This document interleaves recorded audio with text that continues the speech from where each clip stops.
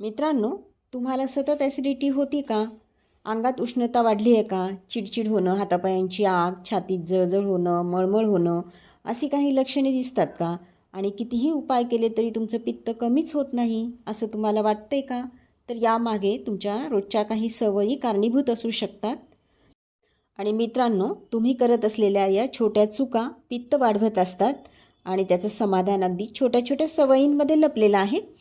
आयुर्वेदानुसार पित्त दोष संतुलित ठेवणं खूप महत्त्वाचं आहे. नाहीतर ॲसिडिटी, इंडायजेशन, डोकेदुखी अशी लक्षणे दिसू शकतात.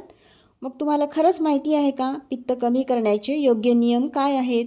की अजूनही काही चुकीच्या सवयी तुम्ही फॉलो करत आहात? हे पाहण्यासाठी हा व्हिडिओ शेवटपर्यंत नक्की पहा. कारण पित्त कमी करणाऱ्या 5 सवयी आपण प्रश्नोत्तराच्या रूपाने पाहणार आहोत.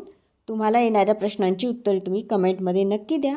चला तर व्हिडिओला सुरू करूया. प्रश्न पहिला, पित्त कमी करण्यासाठी सकाळी काय प्यावे? ऑप्शन ए थंड पाणी, बी कोमट पाणी, सी चहा, डी कॉफी. तर बरोबर उत्तर आहे कोमट पाणी. सकाळी अनुशापोटी कोमट पाणी पिल्यानं काय होतं तर जठरांच्या स्नायूंना शिथिलता मिळते आणि त्यामुळं हायड्रोक्लोरिक ॲसिडचं प्रमाण कमी होतं, आम्लता कमी होते आणि जळजळ कमी जाणवते.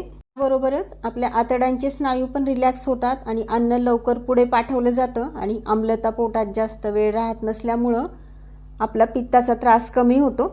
मित्रांनो, कोमट पाणी पोटाच्या आरोग्यासाठी साफसफाईचं काम करतं.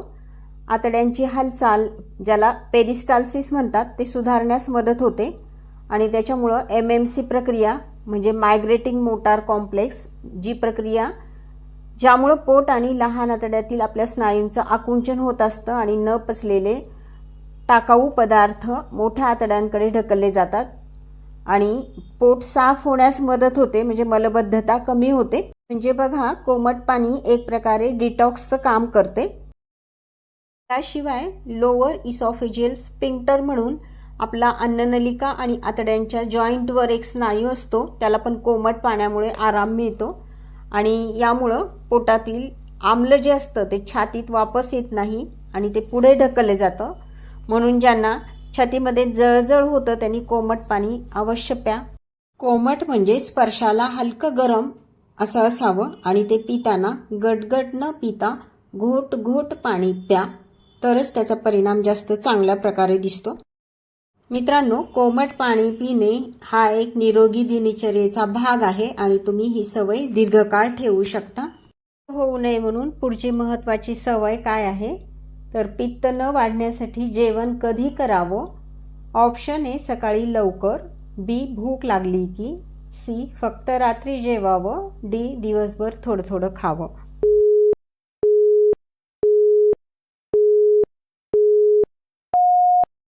योग्य उत्तर आहे भूक लागली की जेवण करणे पित्त कमी करतं. मित्रांनो, जेव्हा भूक लागते तेव्हा शरीर अन्नाच्या पचनासाठी तयार असतं आणि आपल्या पोटामध्ये ऑलरेडी पित्त तयार होत असतं.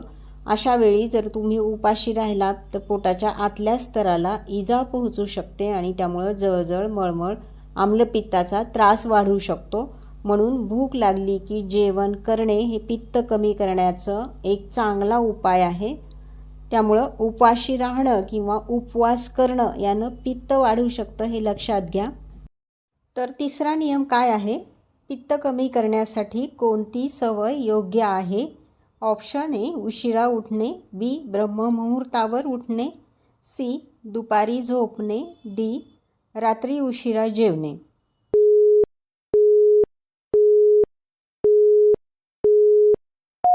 योग्य उत्तर आहे ब्रह्ममुहूर्तावर उठणे. मित्रांनो, आयुर्वेदानुसार रात्री लवकर झोपणे आणि सकाळी लवकर उठणे ही पित्त संतुलित ठेवण्याची उत्तम दिनचर्या असते. पहाटेच्या वेळी वातावरण शांत असते, शीतल असते, त्यामुळे शरीरातील उष्ण गुणाचे पित्त नैसर्गिकरित्या शांत होते आणि लवकर उठल्यामुळे आपल्या शरीरातील पचनक्रिया सुधारते, चयापचय क्रिया संतुलित होते. याशिवाय सकाळची हवा शुद्ध असते, शरीरात जास्त ऑक्सिजन जातो, त्यामुळे शरीर डिटॉक्स होते आणि पहाटेच्या शांत वातावरणामुळे मनाला शांतता मिळते, शरीरातील ताणतणाव कमी होतो आणि मानसिक ताण हे एक पित्त वाढण्याचं प्रमुख कारण आहे, जे ब्रह्ममुहूर्तावर उठल्याने नियंत्रित राहते. तर मित्रांनो, तुम्ही सकाळी किती वाजता उठता कमेंट करा. पुढचा नियम काय आहे पाहूयात. जेवणानंतर पित्त कमी करण्यासाठी काय करावे? ऑप्शन ए, लगेच झोपावे. बी, 1 ते 2 किलोमीटर चालावे. सी, शतपावली करावी. डी, बसावे.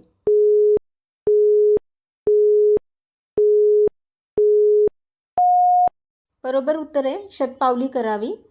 मित्रांनो, शतपावली ही एक पित्त कमी करण्याची अत्यंत प्रभावी आणि सोपी आयुर्वेदिक पद्धत आहे. यामध्ये जेवणानंतर हळूहळू 100 पावले म्हणजे 5 ते 10 मिनिट चालायचे. त्यामुळं तुमची पचनक्रिया सुधारते. अन्न व्यवस्थित पचल्यामुळं ॲसिडिटी, गॅसेस, पोटदुखी, पोट फुगणे या ज्या काही समस्या आहेत त्या सगळ्या कमी होतात.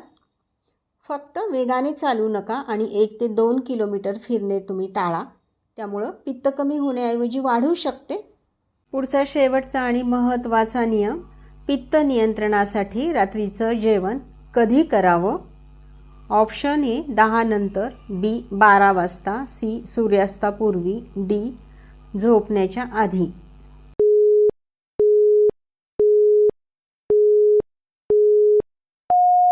मित्रांनो, सूर्यास्तापर्यंत शरीरातील पाचकाग्नी चांगला असतो, त्यामुळे जेवण सहज पचतं. आणि सूर्यास्तानंतर चयापचय मंदावतं आणि जेवण पचण्यास त्रास होतो आणि त्यामुळं पित्त वाढतं. आणि सूर्यास्तानंतर कफदोष प्रभावी होत असतो, त्यामुळे पचनशक्ती पण आपली कमी होते. तर मित्रांनो, सांगा तुम्हाला 5 पैकी किती प्रश्नांची उत्तरे बरोबर आली? कमेंट करा.